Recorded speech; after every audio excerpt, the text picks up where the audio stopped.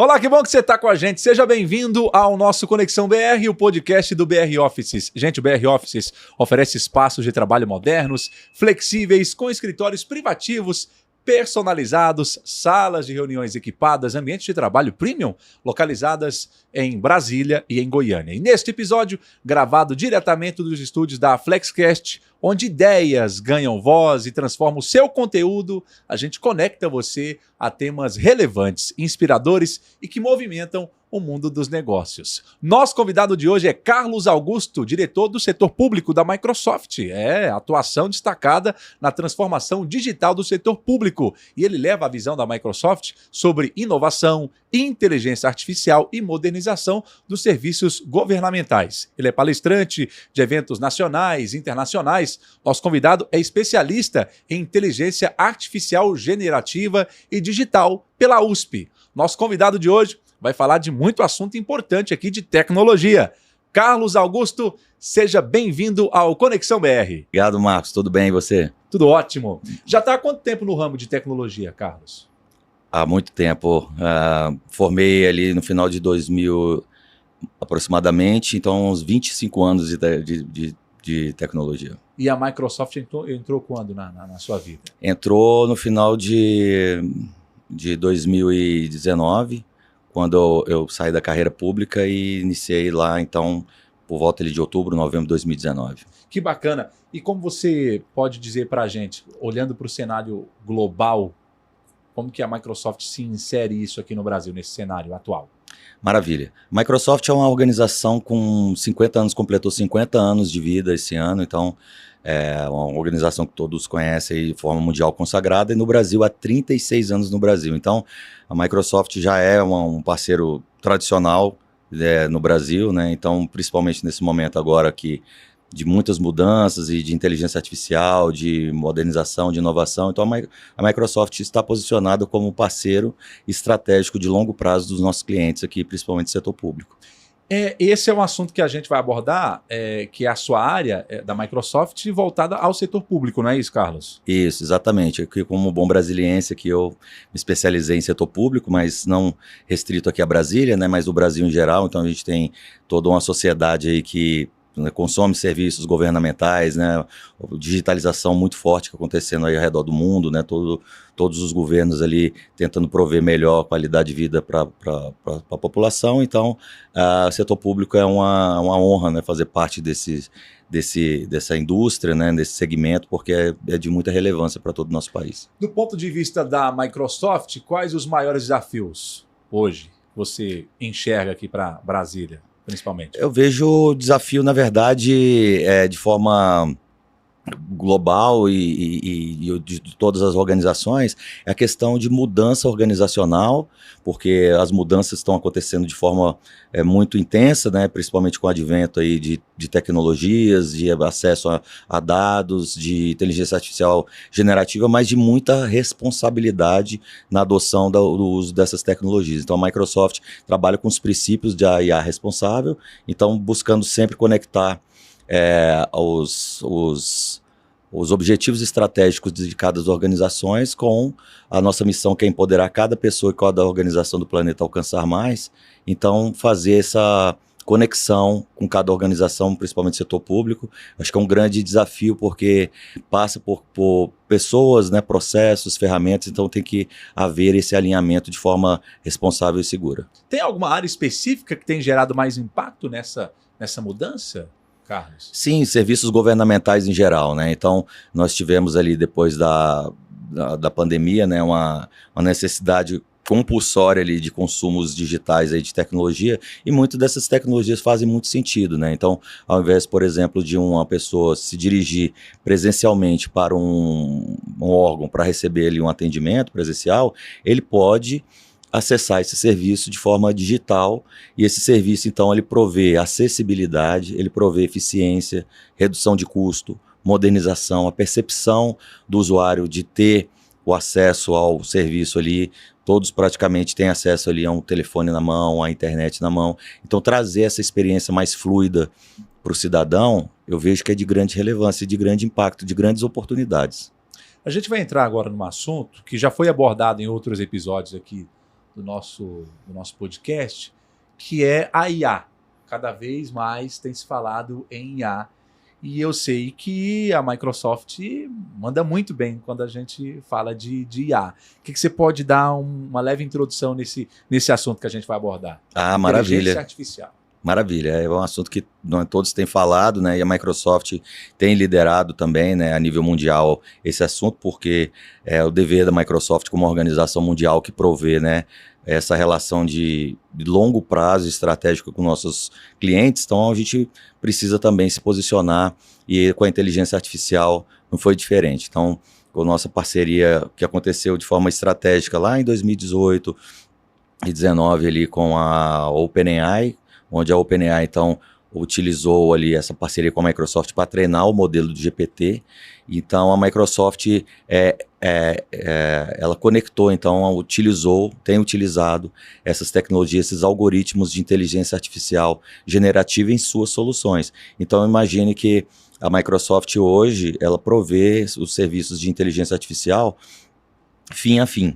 Então, desde daquela experiência baseada em chat, que uma pessoa pode acessar no próprio sistema operacional Windows, né? O Copilot Chat, ele está ali, já está no navegador, então ele consegue fazer conversar com a IA de forma segura e responsável. O que é seguro e responsável? É você ter a certeza que aquele arquivo que você está interagindo com a IA, ou aquelas informações que você está escrevendo ali, elas não vão ser utilizadas para fora da organização ou para fora do domínio de uma pessoa, certo, e para treinar modelos alheios, enfim, então expor, inclusive, informações. Então, no primeiro interface, vamos dizer assim, inicial, baseada num Copilot Chat, e também nós temos ali as nossas soluções do Microsoft 365, que é o Word, Excel, PowerPoint, o Teams, que é hoje a ferramenta que hoje, né, de chat assíncrono, aquela experiência que fez super diferença de conectar ali as organizações. Então, imagine que essa reunião poderia estar acontecendo aqui no Microsoft Teams e ao final dela, além da gravação, da transcrição, a sumarização. No Word a mesma coisa, né? Então você ter esses modelos de IA generativa embutidos numa ferramenta, eu poderia, por exemplo, e várias organizações têm feito, utilizar, por exemplo, ao invés de fazer um documento do zero, de uma contratação de um serviço governamental, ele abre ali o Word, por exemplo, e fala, olha, baseado nesse modelo, nesse estudo técnico preliminar, gostaria de fizesse uma minuta desse termo de referência, e aquilo ali em poucos segundos ele é gerado, então, aquela minuta. Então, sempre pensar ali que a decisão final é do ser humano. E aí pensar num terceiro passo um pouco mais complexo, não do ponto de vista do usuário final, mas assim mais robusto, mais sofisticado, é que as organizações têm seus respectivos sistemas estruturantes, né? Então, no governo a gente tem aí o SEI, que é onde tramita processos administrativos, o próprio Sapiens também, ali, alguns que se destacam.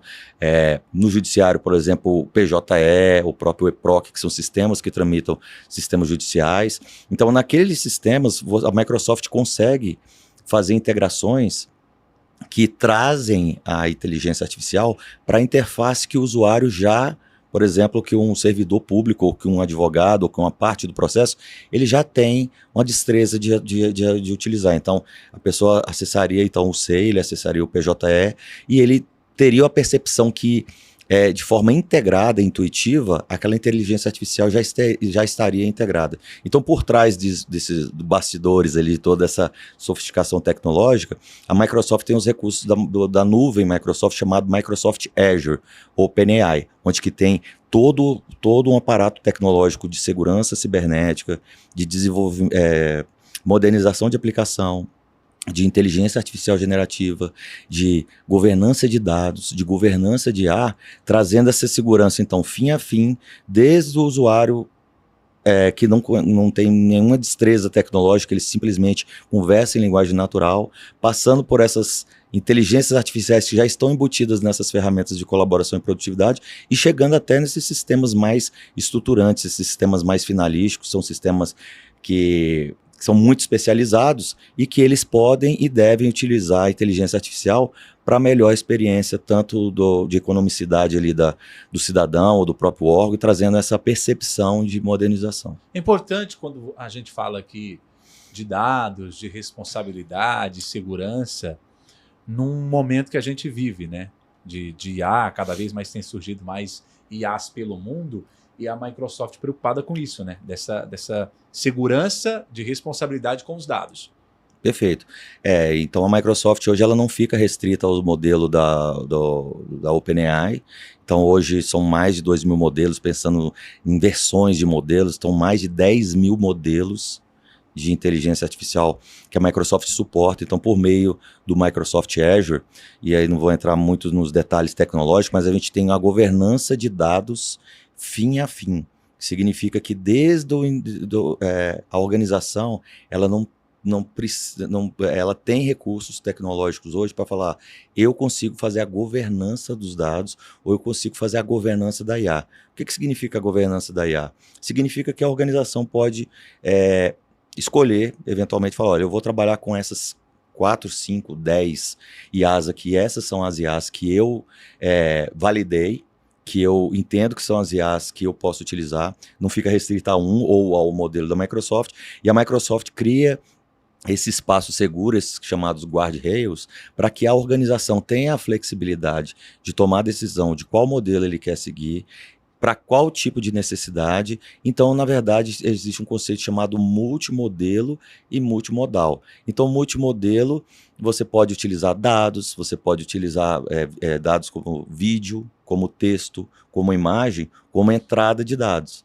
E você pode utilizar vários modelos de inteligência artificial para que você tenha, então, uma entrada de dados que seja multichannel, então você poderia ter um canal de atendimento pelo WhatsApp, um canal de atendimento de texto, um canal telefônico, isso tudo entrar numa triagem, né, numa ingestão de dados ou dentro de um data lake ou dentro de uma estrutura de dados bem corporativa e de todo o ciclo desse dado, desde a parte da ingestão, da parte de análise, da parte de manter aquilo ali, de enriquecer esses dados, ou de análise, tomada de decisão baseada em dados. O pessoal conhece bem o Power BI, né, que é a parte gráfica, né, hoje chamado Fabric na Microsoft, e Foundry, quando a gente fala de governança de IA.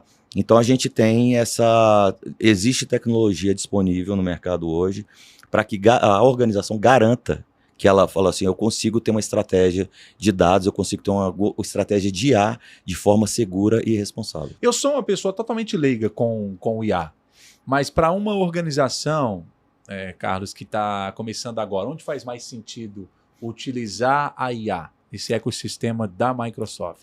Ele pode e deve não começar por um caminho apenas, porque assim, os usuários hoje, tem estudo, Marcos, que ele fala que mais de 80% das pessoas, dos colaboradores das organizações, já utilizam inteligência artificial, independentemente se a organização contratou ou não. O que significa? Significa que hoje as pessoas, os funcionários, os colaboradores, eles já têm a destreza tecnológica de interagir com a inteligência artificial. Então, por exemplo, a inteligência artificial generativa poderia ser baseada em chat para todo mundo. Por que não, né? As pessoas terem esse espaço para ter um IA generativa para poder ter ela de forma conversacional. No caso da Microsoft, seria o Copilot Chat.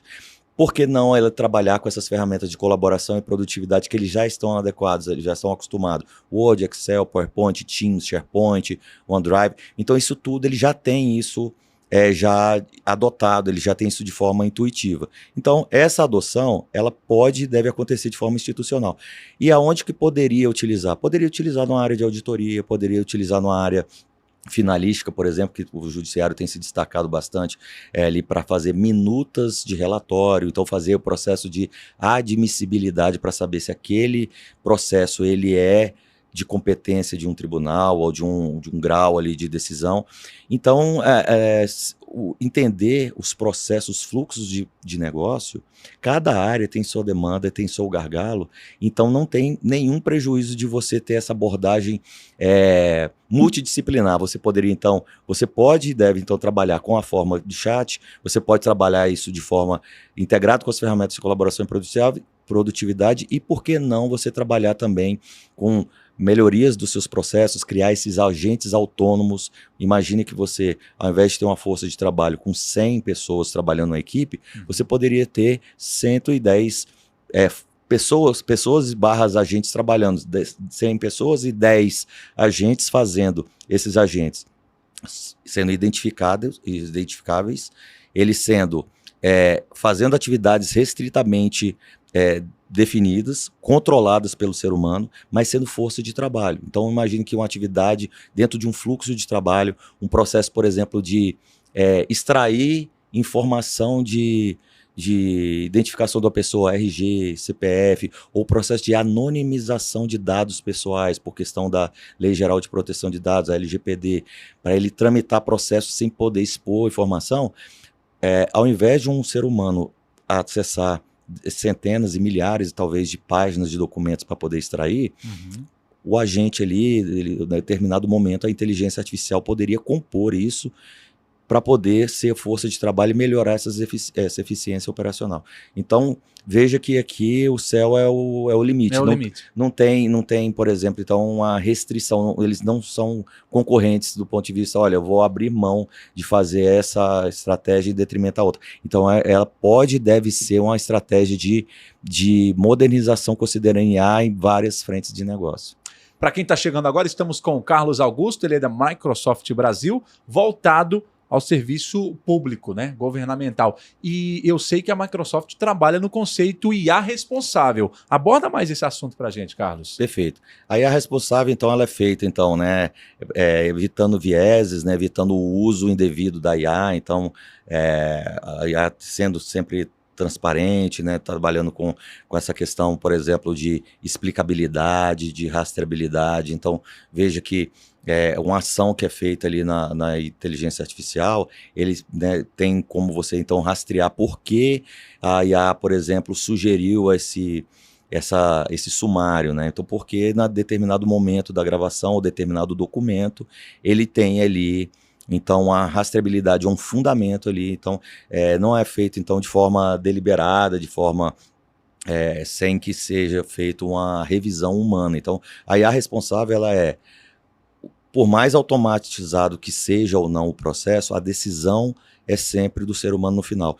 Não é à toa que o nome das nossas soluções chama-se Copilot. O Copilot é de copiloto. Então, todo o processo ele pode ser monitorado, deve ser monitorado, e sempre na decisão final fica a critério, por exemplo, do ser humano, porque é onde que está o controle, a decisão final é do ser humano. E isso muda, vai entrar na pergunta que eu vou fazer agora, isso muda no perfil do profissional que utiliza essa IA para a melhoria do trabalho ali, no dia a dia? Muda muito, porque ao invés de um funcionário iniciar uma carreira, por exemplo, um advogado que poderia iniciar a sua carreira acessando muitos documentos, se debruçando muito em leitura e extração, por exemplo, dessas informações mais básicas, né, que é nome, endereço, número do processo e etc., que estão dispostos ali dentro dos autos, poderia utilizar isso para trabalhar com atividades mais criativas, com atividades mais estratégicas, deixando, por exemplo, então, um plano de carreira, né,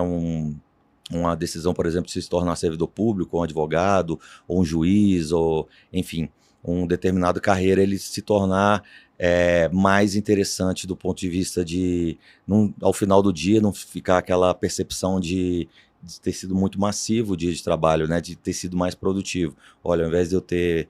se eu fizesse isso de forma manual, eu teria feito, por exemplo, uma análise de 5 processos, mas com a IA, mesmo de forma responsável e segura, eu conseguia atingir, por exemplo, 50 processos. Então, garantindo que, tornando mais eficaz, né, e até liberando, né, talvez esse tempo que seria utilizado para fazer essas atividades mais básicas e repetitivas, para ele tomar decisões ou até trabalhar de forma mais criativa e até, por que não, né? Entender se aquele processo faz sentido, né? Porque um processo, muitas vezes, quando ele é manual e a pessoa pensa em digitalizar aquele processo, não necessariamente o processo manual digitalizado ele é o melhor processo. Às vezes ele é reinventar o processo, talvez seja um momento de criatividade, um momento com o profissional, independentemente qual a carreira que ele está seguindo, se é uma carreira tecnológica, se é uma carreira na área de direito, se é uma parte de auditoria, se é uma parte, enfim, qualquer que seja ela, a parte de criatividade, considerar você ter essa destreza de interagir com a inteligência artificial, ela é de suma importância para o profissional do futuro. Hoje você está diretamente envolvido no setor público com a Microsoft? Sim. E isso, como está a modernização aqui no setor governamental do Brasil? O Brasil tem se destacado, assim, é um orgulho ver o Brasil com essa janela de oportunidade que a gente tem hoje de líderes que vários órgãos têm criado, né, soluções ali inovadoras, né? Então a gente tem visto ali que cada evento que a gente busca fazer com nossos clientes chama, por exemplo, AI Garage, né, que é um dia de criatividade onde que a gente busca pessoas de uma área, por exemplo, de auditoria, de um órgão de controle, e eles vão lá se debruçam sobre uma necessidade de negócio e ao final do dia já sai com uma série de iniciativas que podem ser entregues de forma célere, de forma rápida e de forma impactante. Então, eu tenho visto que o Brasil tem sido vanguarda em vários, principalmente no judiciário, né? Nós temos aproximadamente 84 milhões de processos judiciais aí aguardando por serem julgados, né? Então, assim, a inteligência artificial sendo um motor, e tem mostrado, o CNJ tem mostrado relatórios de aumento de produtividade,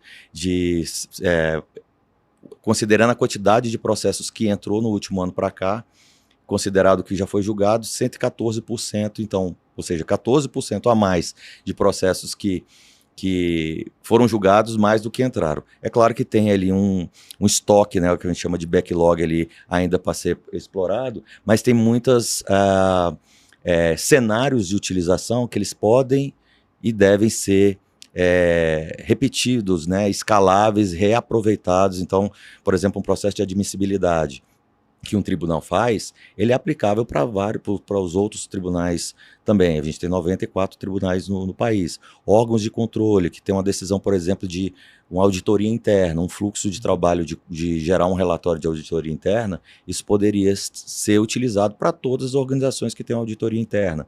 Então, por exemplo, uma ouvidoria, um cidadão poderia tirar uma foto do seu WhatsApp de um buraco ali de uma pista ou de uma forma de reclamar, mandado um áudio, enfim, aquilo ali entrar de alguma forma num canal de atendimento do órgão e aquilo ali ser rastreado dentro de um fluxo de trabalho do órgão. Isso pode ser totalmente escalável. Então, vejo o Brasil com um grande celeiro de inovação, com um grande espaço de escalar soluções que já foram criadas, né, e que de grande impacto para a sociedade. Você entrou na questão falando do judiciário, que a IA tem ajudado. Eu vou insistir nessa pergunta, que no contexto da administração pública, judiciário, a IA tem gerado ganhos reais, então, para o cidadão, na qualidade desses processos. Sim. Ganhado tempo, inclusive. Sim, um dos projetos que tiveram relevância a nível mundial, né, na gestão aí do ministro Barroso, ele fez ali, então, um chamamento, né, público de buscar uma inteligência artificial generativa para deixar um legado desse para o judiciário. Então, o próprio STF criou, até publicou uma solução chamada Maria, que é um módulo de apoio à redação com inteligência artificial, que utilizou-se, então, de tecnologia Microsoft, numa competição aberta e ampla, né? Então, com critérios técnicos e econômicos, foi tomada a decisão, então, que dentro do STF Digital, que é o sistema dele, essa parte de admissibilidade, né, de ações de declarações de inconstitucionalidade, eles, então, quando chega num gabinete, quando uma pessoa do gabinete clica ali, acessa um processo, ele já traz, então, uma minuta do relatório, ele já traz os documentos associados àquele processo, quais são as legislações associadas àquilo ali, então ele já traz isso de forma integrada num espaço para o servidor tomar decisão de forma célere. E então, outros tribunais têm feito isso com o próprio PJE, com o EPROC, então buscado embutir essas tecnologias nos seus sistemas estruturantes. O próprio balcão virtual, que foi uma resolução do CNJ lá em fevereiro de 2021, que ele instituiu uma forma de atendimento à população por meio de videoconferência. Então, ao invés de a pessoa, em tempo de pandemia, ter que se deslocar para um órgão para receber um atendimento presencial, que a gente estava impedido de acontecer aquilo ali, criou-se, então, uma resolução que demandou os tribunais em 30 dias adequar os seus sistemas. Então, isso ficou de legado. Dezenas de tribunais hoje, então, entra continua disponibilizando essas tecnologias, evitando então deslocamento, custos de acesso físico às suas respectivas serventias, etc., e trazendo essa modernização. Então, imagina uma pessoa com o celular na palma da mão precisar acessar um andamento de um processo judicial, por exemplo, aqui em Brasília, no TJDFT, numa vara civil XPTO. Então, ele entra lá no canal ali de atendimento pelo celular e ele recebe o atendimento virtual do servidor público por meio do telefone. Então, isso tem gravado, tem sumarizado, então isso tem trazido uma modernização incrível aí para o setor público. Então, vejo que só tenho excelentes casos de uso para poder compartilhar com vocês. Comparando o Brasil com outros países, como é que o nosso país tem se posicionado quando se fala em grandes plataformas governamentais? O Brasil tem se destacado super, super bem. A própria AGU em 2023 para 2024, ele foi um dos cases mundiais da Microsoft. Ele tem um sistema estruturante que tramita os processos administrativos e judiciais na Advocacia Geral da União. Então, foi um dos primeiros, salvo engano, o primeiro sistema estruturante de governo a embutir, a integrar o GPT 3.5 nos seus processos ali. Então, em 2024, o TCU foi considerado pela OCDE comparado com 56 países, como a organização de setor público com maior nível de maturidade do uso de inteligência artificial generativa no mundo. Então, Tribunal de Contas da União. Então, assim, o Brasil tem sido referência mundial no uso de tecnologia generativa para setor público. É claro que tem os desafios, né, os orçamentários, né, a disponibilidade de ter essas tecnologias, né, de forma abrangente para todos. Então tem uma questão orçamentária, mas tem, do ponto de vista tecnológico, do ponto de vista de casos de uso, de forma de replicar, o Brasil tem sido um celeiro de grandes projetos. E com a expansão da inteligência artificial, que tipo de profissional que a Microsoft enxerga que é o futuro para os próximos anos aí? A Microsoft encomendou um estudo e ele publicou esse estudo em abril desse ano de 2025, o World Trend Index, né? Então, um índice de tendências de trabalho de 2025, onde ele mostra então que os profissionais, independente de qual seja a área dele, ele tem que ter então essa destreza de supervisionar a IA, então ser como se fosse um líder da IA. Então ele conhece profundamente seus processos de negócio, ele conhece o que a organização pede dele como profissional, mas ele sabe que tem uma tecnologia disponível e ele sabe que a IA, esses agentes autônomos, eles podem compor força de trabalho. Então, ao invés dele simplesmente se relacionar com a inteligência artificial por meio de linguagem natural e conversar como se fosse um chat, ele passa a ter, então, além dessas ferramentas que integram a IA generativa, por exemplo, no Teams, etc., ele passa a ter a IA como colega de trabalho, como força de trabalho de um determinado área de trabalho. Então, ele acaba sendo, então, operado por IA e ele sendo supervisionado pelo humano. Pessoas também que consideram o ROI, né, analistas de ROI, de retorno de investimento, para analisar para aquele determinado tipo de demanda da organização, qual é o retorno de investimento que eu tenho na aplicação de inteligência artificial generativa. Será que eu estou usando a melhor estratégia? Será que eu preciso de IA generativa para fazer exatamente isso? Porque o pessoal tem falado bastante de IA generativa, muito tem se falado de IA. Mas os sistemas já estão aí, os sistemas são estruturantes, ele tem os fluxos de trabalho, tem várias coisas, a grande maioria funciona super bem, tem as lacunas que todos os processos, todas as organizações, inclusive a Microsoft, qualquer organização tem oportunidade de melhoria continuada. Então buscar essas lacunas, essas oportunidades de avaliar o processo, entender em que momento que aquela IA faz sentido para poder aumentar a agilidade ou tirar um gargalo do processo ou desonerar ali forças de trabalho. Eu acho que essa estratégia de ter profissionais que entendem o poder tecnológico, entendem a força de trabalho, o que a IA pode fazer, respeitando sempre essa questão da responsabilidade, da ética, né, de fazer o uso responsável e seguro, são profissionais que realmente estão sendo demandados pelo mercado. Ainda nesse contexto de profissionais, Carlos, quais habilidades humanas você acredita que tem mais valor nesse novo contexto tecnológico, essas mudanças? Inovação e criatividade, né? O ser humano deixar essas atividades mais repetidas, né? Essas coisas, essas habilidades cognitivas que é de transformar texto em áudio, áudio em texto. Isso aí o computador ele faz, mas a habilidade, a criatividade, a essência do humano, né? De ser criativo, de inovar, de ter uma visão humana, de entender o impacto.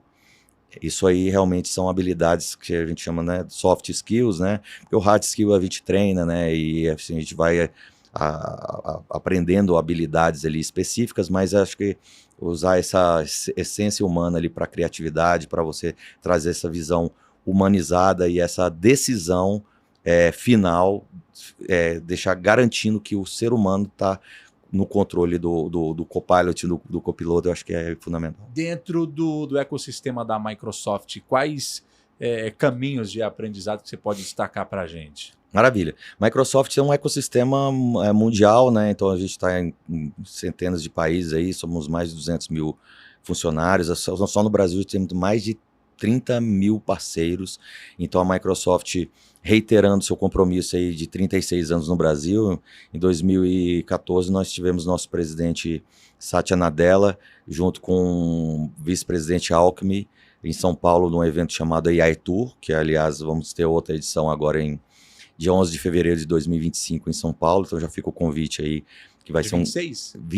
dia 11 de fevereiro de 2025. Vai acontecer um evento mundial, acontece em alguns lugares do mundo e vai ser no Brasil novamente 11 de fevereiro de 2026, vai acontecer em São Paulo. Certo. Então nós tivemos então com o vice-presidente Alckmin reiterando o compromisso da Microsoft com o Brasil, com a modernização do país, fazendo um investimento de 14,7 bilhões de reais em computação em data centers no Brasil para poder trazer essa força tecnológica para o país e o compromisso de capacitar 5 milhões de brasileiros em letramento, letramento em IA. Então hoje nós temos um programa e a gente já capacitou nesse compromisso nos 3 anos de 2024 a 2027, esse compromisso de 5 milhões, a gente praticamente já superou agora em praticamente um ano, né?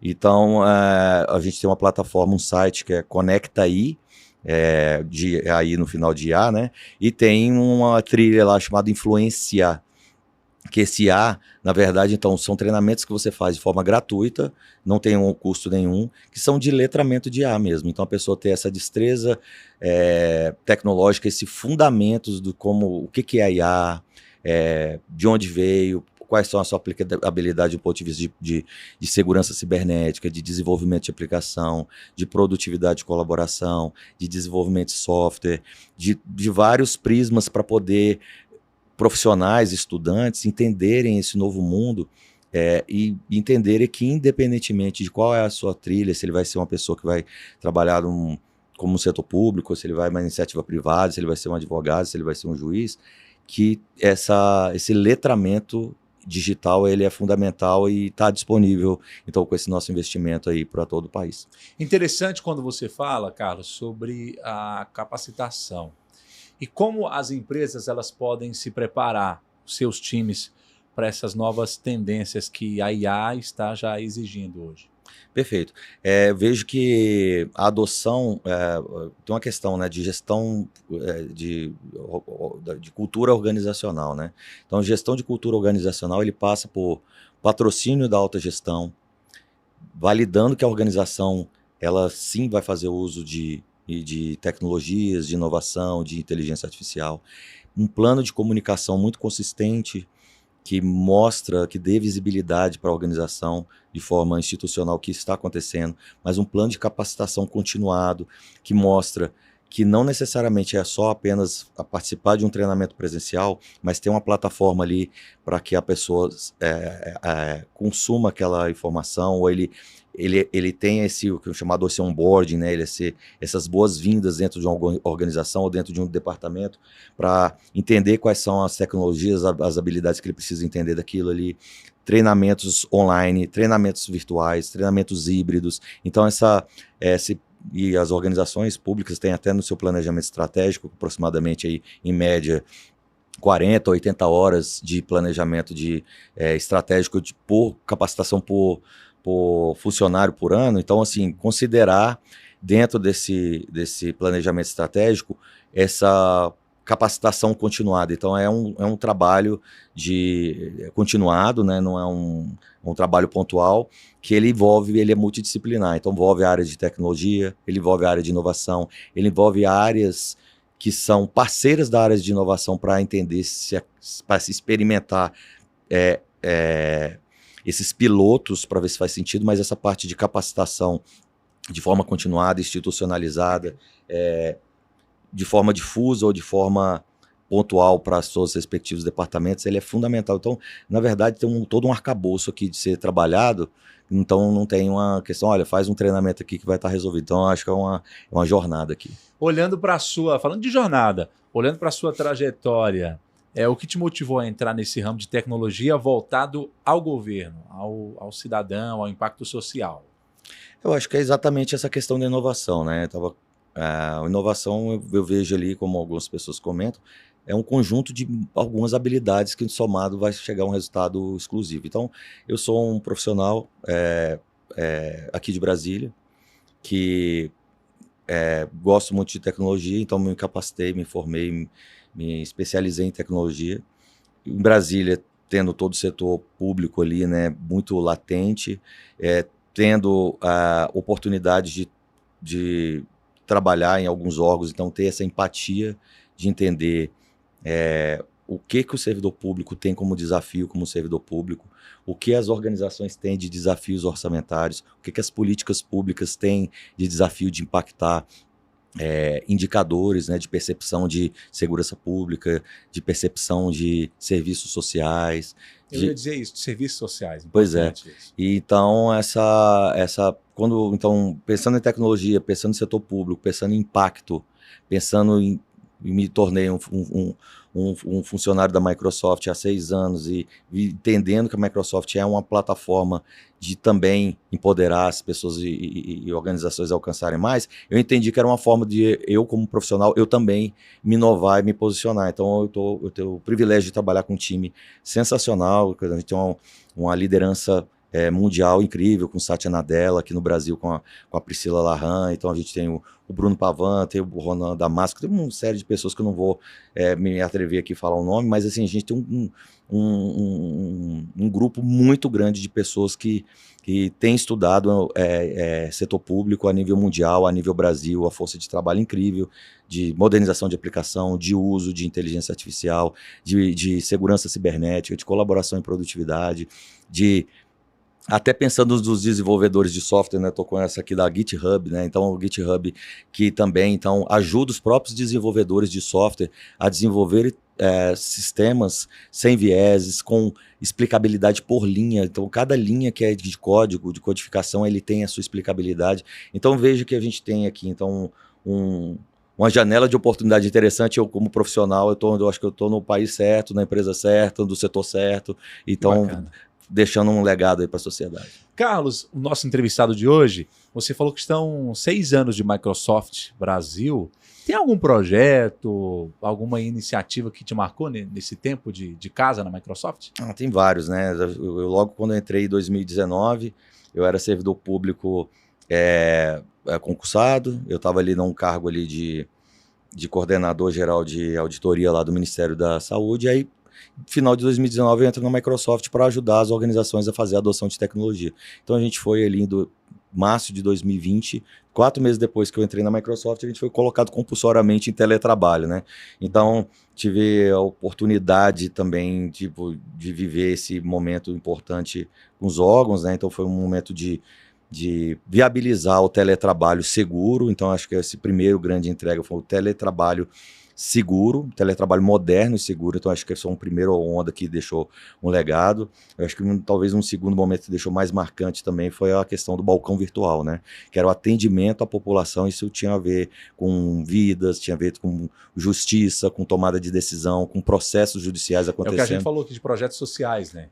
Então assim, eu acho que deixar, no final do dia, né, a tecnologia sendo um meio pelo qual a gente impacta as pessoas e organizações, eu acho que pensar então no teletrabalho seguro e o balcão virtual sendo grandes projetos aí desses últimos anos que deixaram legado, né? Graças a Deus a gente voltou aí a vida aí. Então esses projetos foram projetos que não foram pontuais ali do momento de crise, foi um momento que são de modernização da sociedade mesmo. A gente está caminhando para a nossa reta final do nosso papo aqui, Carlos. Quero que você deixe uma mensagem para quem é gestor, para quem é líder e quer inserir a tecnologia, claro, a IA na sua equipe, nos seus negócios. Maravilha.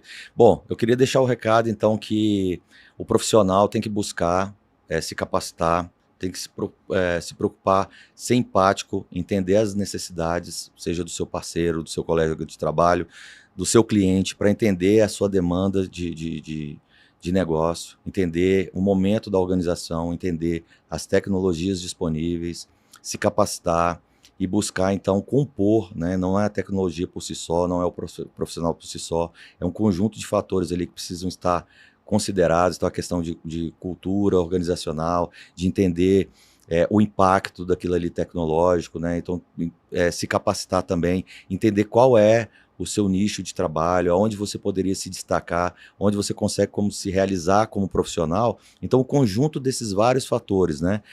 Ter a tecnologia como meio pelo qual alcance os resultados, né? Entender para onde você quer ir, deixando um impacto, pensando sempre na responsabilidade, deixando o legado. Eu vejo que é um ciclo virtuoso, né? Então, eu pensando aqui no setor público, né?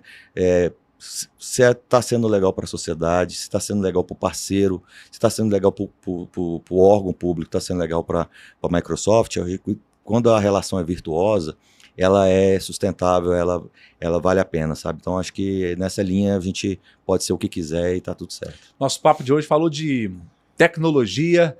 Carlos Augusto, da Microsoft Brasil. Obrigado pela presença, Carlos. Muito obrigado, Marcos. É uma honra. Esse foi mais um episódio do Conexão BR, o podcast do BR Offices, em parceria com a Flexcast Studios. Obrigado por nos acompanhar até aqui e não se esqueça de se inscrever, deixar o like, seguir o canal e também a sua plataforma de podcast favorita, combinado? Deixa o like e compartilha também para você ter novas conexões e a gente se vê no próximo episódio.